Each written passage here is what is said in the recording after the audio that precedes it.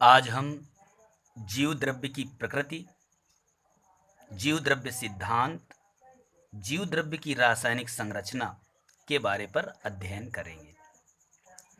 तो जीव द्रव्य की प्रकृति क्या है, इसका नेचर क्या है। जीव द्रव्य की प्रकृति के संबंध में विभिन्न मत दिए गए हैं।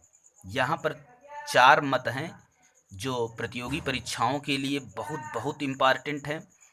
तो पहला है जालिका सिद्धांत, जीव द्रव्य का जालिका सिद्धांत या रेटिकुलर थ्योरी। तो याद रखना, इसको दिया है हैंस टीन एंड रेंके ने दिया है। हैंस टीन और रेंके ने दिया है। ठीक, इसके अनुसार क्या होता है, जीव द्रव्य रेटिकुलेट होता है या जालिकामय होता है।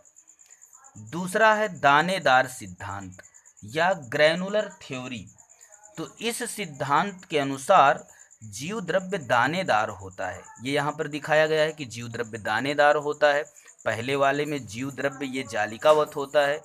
तो दानेदार सिद्धांत को आल्टमैन ने दिया था। ठीक, जीव द्रव्य दानेदार होता है, ये किसने बताया था, तो आल्टमैन ने बताया था।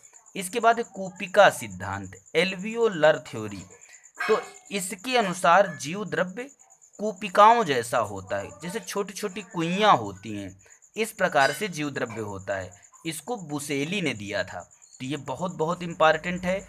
बुसेली ने एल्वियोलर थ्योरी या कूपिका सिद्धांत को दिया था।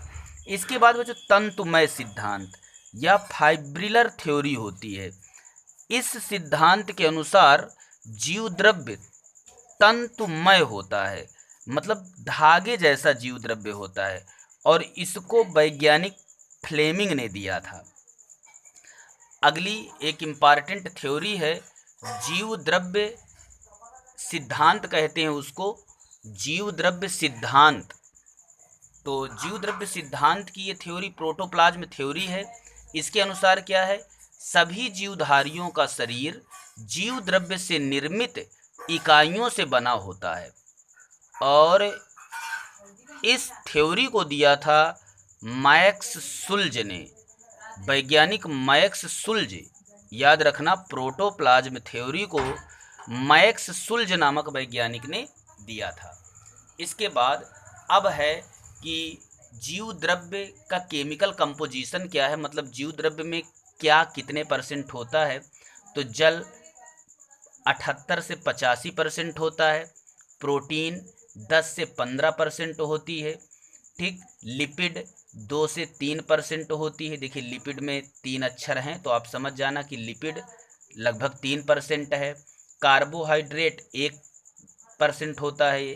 अकार्बनिक पदार्थ ये भी 1% होता है। डीएनए 0.5% होता है। आरएनए 0.7% होता है। अब यहाँ पर आपको बता दें कि पादप और जंतु के जीव द्रव्य में क्या क्या फर्क होता है। देखिए, जैसे जल है, तो पादपों के जीव द्रव्य में तो ये 75 से 85% होगा, लेकिन जंतुओं के जीव द्रव्य में 67 से 70% होता है। मतलब पादपों के जीव द्रव्य में जल की मात्रा ज़्यादा होती है। इसी प्रकार से कार्बोहाइड्रेट देखें तो पादपों के जीव द्रव्य में तो 14 से 16% होता है, लेकिन जंतुओं के जीव द्रव्य में 1 से 3% होता है। यहाँ पर ध्यान देना, जंतुओं के जीव द्रव्य में कार्बोहाइड्रेट कम होता है। इसके बाद वसा का परसेंटेज क्या होता है, तो 1 से 2 पादपों में होता है और जंतुओं में 10 से 12% होता है। मतलब जंतुओं के जीव द्रव्य में वसा ज़्यादा होती है। प्रोटीन की मात्रा पादपों में 14 से 15% होती है और जंतुओं में 10 से 12% होती है। अकार्बनिक लवण की मात्रा पादपों में लगभग 1 से 1.5% है, जंतुओं में भी 1 से 1.5% है। न्यूक्लिक अम्ल की मात्रा भी सेम होती है, 1 से 2% पौधों में भी और 1 से 2% जंतुओं में भी। तो ये पूरा जीव द्रव्य के बारे पर कुछ इम्पॉर्टेंट चीज़ें थी। Thank you for watching.